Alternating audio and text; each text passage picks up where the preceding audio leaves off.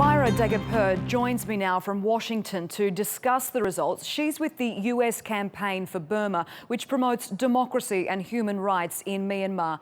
Hello to you, Myra. The official results aren't in yet, but if the NLD does win, what does this mean for the average person in Myanmar? I think everyone is excited, and actually everyone is waiting for that result, including me, because that tells us that part of the democratic change we are looking forward to is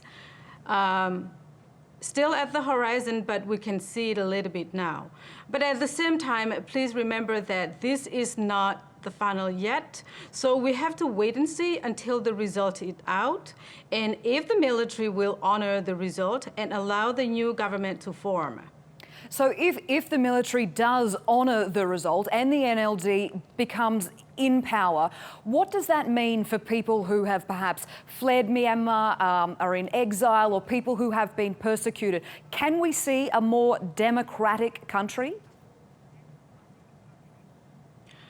Yes and no, for so many reasons. I'd say yes to very few reasons, because then NLD and Aung San Suu Kyi will have some part of the place where they can play and they can make the situation better, like for educational reform, for health reform, because those sectors are under the president. On the other hand, the military still have the control over the very important ministries, including border affairs, which include the ethnic affairs, and then the security, the defense, and the police affairs. And on top of that, the 25% of the Constitution, the seat that is reserved for them by the Constitution, give the military the veto power over any change that will be made. And therefore, it gives us a very little hope, but with a lot more worry and to work on. I see. And Myra, we heard earlier in our report from our correspondent Andrew Hopkins about the Rohingya minority and how they were not allowed to vote in this election. Do you think the NLD will represent them and Myanmar's other minorities if they are to take government? Well, the problem with the Rohingya is, well, firstly, I'd say no at this moment. The problem is because the Rohingyans are stripped off from their rights to citizenship by the Constitution.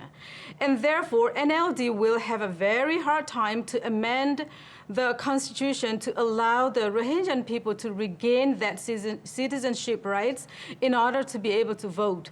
Because NLD doesn't have the power in order to amend any piece of the Constitution without the support from the military.